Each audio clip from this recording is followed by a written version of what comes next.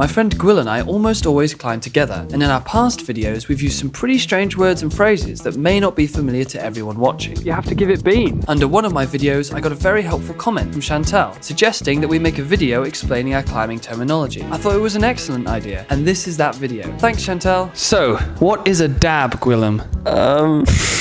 I guess where you like touch something a little bit that you're not meant to touch, generally the floor, or like you have like a body dab where your spotter touches, where you touch your spot. Yeah, and then you've got to get a new spot. Then you've got to get a new spotter. Yeah. This mic thing is hard.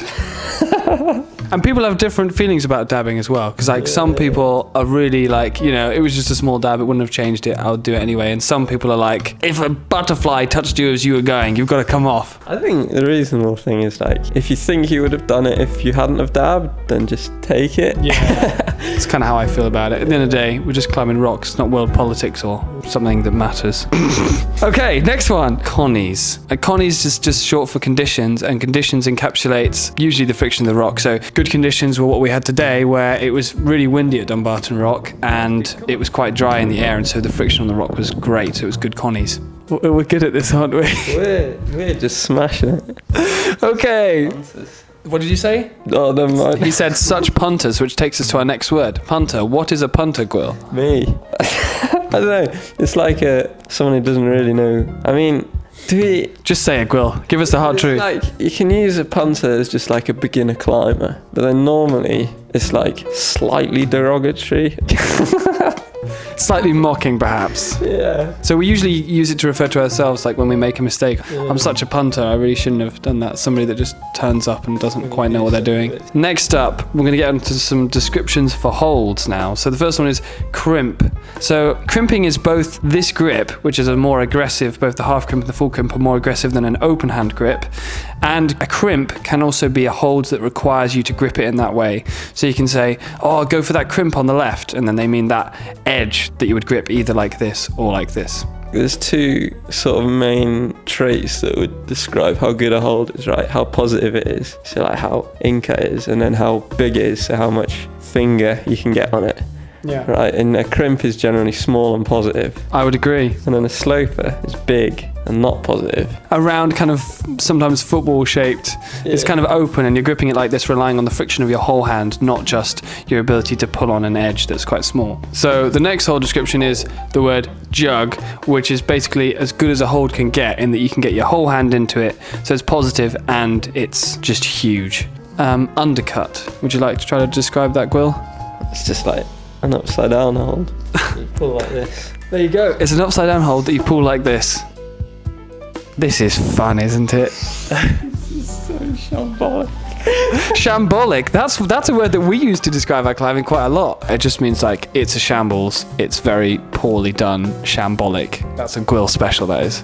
So a slab is when the rock you're climbing on is less steep than vertical. So it's like this. So it's sort of like going up some very difficult stairs that are also totally smooth.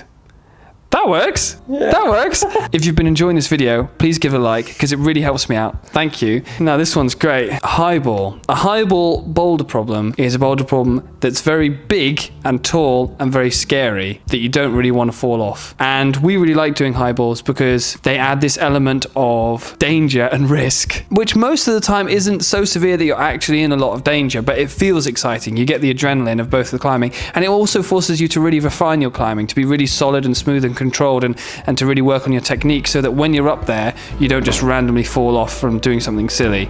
Okay, Gwyll, how would you describe beta? I guess the most common use is just foot and hand sequence that you use to do a climb, where to put your hands and feet in which order. But then you have like micro beta, which is like the more subtle things, like where to put your fingers on the hold, where to grab each hold, where to put your hips. The exact body positions, all the really fine details. Next up, we've got the word problem. We use this word a lot. What does it mean? Problem. It's just what you use to describe a climb when you're bouldering. It's a boulder problem. And problem's kind of relevant because you do have to solve it. Like you have to figure out the best method of getting up. Next up, we've got the word pumped. To be pumped is when you've been climbing for a while, you've been gripping the holds, and your forearms and your body is getting really tired, and so you're not going to be able to keep going for very long, and you reach a point where you can barely even open your hands or lift your arm to go to the next hold, and that's when you go, I'm so pumped, and then you just fall off. we don't have to climb that long to get pumped. Yeah, as boulderers and people who never train power endurance, it only takes about 2 hard moves and then we're pumped. Yeah, pretty much. Okay, next word, bomber. Well, you'd call like good old like jugs bomber. And also in relation to rock. Yeah, when the rock's like really high quality and it's like not limestone, then it's more rock. Anything that isn't limestone is a bomber.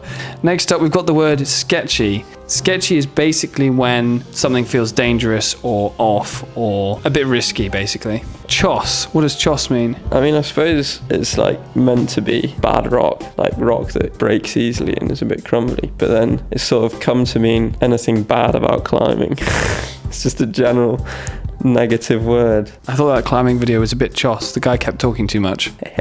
Next up, we've got flash. Do it first go. Climbing all of it for the first time and getting it done. Yeah.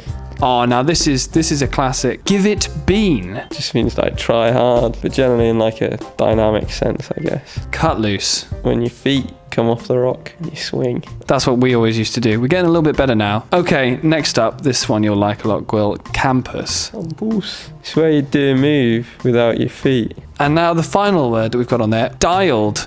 Dialed is when you've got a sequence of moves, the details of how you're going to get up there absolutely solid. It's totally clear in your mind, and every time you get on, you're going to do the move in exactly the way that the rock requires. I've got that move dialed. Smashed it. Good, that. If only all the other descriptions were just as good as that one. Yeah.